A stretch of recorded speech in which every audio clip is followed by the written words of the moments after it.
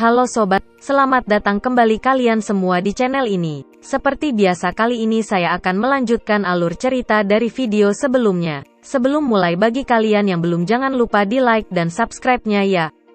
Oke, tanpa banyak basa-basi lagi mari kita langsung saja ke alur ceritanya dan jangan lupa untuk mengaktifkan imajinasi kalian ya. Oke, mari kita mulai.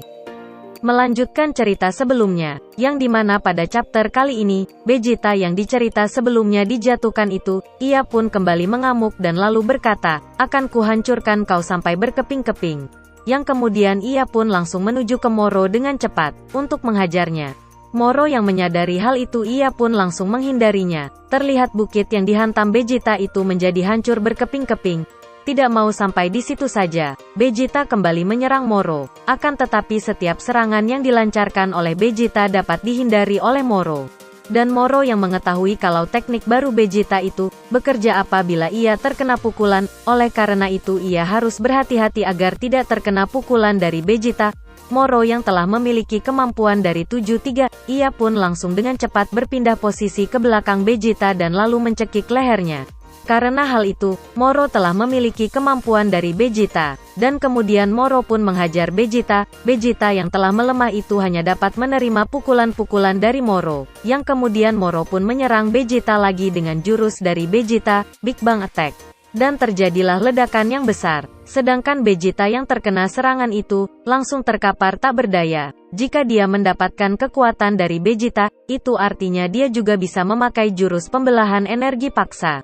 Dan kemudian Dende yang melihat kalau Vegeta, Goku dan yang lainnya telah melemah ia pun memutuskan untuk pergi ke mereka untuk memulihkan mereka, walaupun resikonya cukup besar, yang lalu ia pun terbang menuju ke mereka.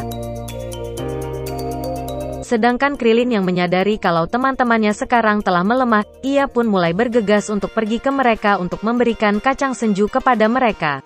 Gohan dan Piccolo yang sedari tadi hanya menonton saja, sekarang mereka join ke pertarungan, yang dimana mereka menyerang Moro secara bersama-sama, akan tetapi Piccolo dan Gohan dapat dijatuhkan dengan mudahnya oleh Moro. Dan kemudian Moro pun menembaki Gohan dengan tembakan energi. Piccolo yang melihat hal itu mencoba menarik kaki Moro, akan tetapi Moro berbalik dan langsung menyerang Piccolo dengan tembakan energi. Gohan yang melihat ada kesempatan, ia pun menggunakan teknik cincin pengikatnya, dan lalu melemparnya ke Moro. Moro yang terkena jurus dari Gohan itu alhasil dapat terikat, walaupun hanya satu tangan saja. Goku yang melihat kalau Moro telah terikat, ia pun langsung menyerang Moro dengan Kamehameha-nya. Sedangkan Moro yang melihat serangan dari Goku itu, ia pun menahan Kamehameha dari Goku dengan satu tangannya yang tidak terikat itu. Moro yang terkena serangan dari Goku itu hanya kehilangan satu tangannya saja. Karena jarak Goku dan Moro yang sangatlah dekat, Moro pun langsung menyerang Goku dengan tangannya yang telah putus itu, yang ternyata Moro dapat menumbuhkan tangannya dengan sangatlah cepat.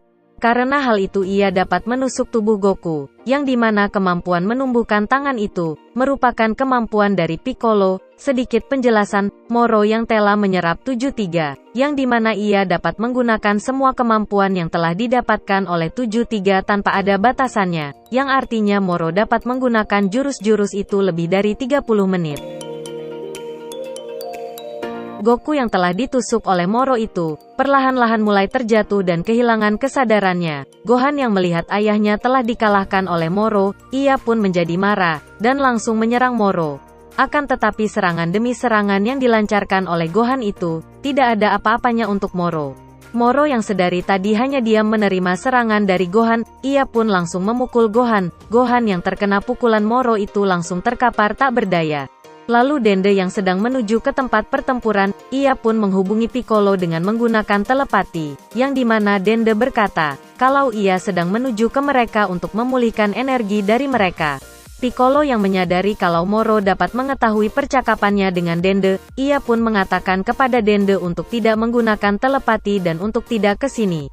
Moro yang mengetahui kalau akan ada bantuan, ia pun langsung menggunakan penghalang yang seperti kubah, agar tidak ada yang datang untuk membantu mereka Piccolo dan yang lainnya.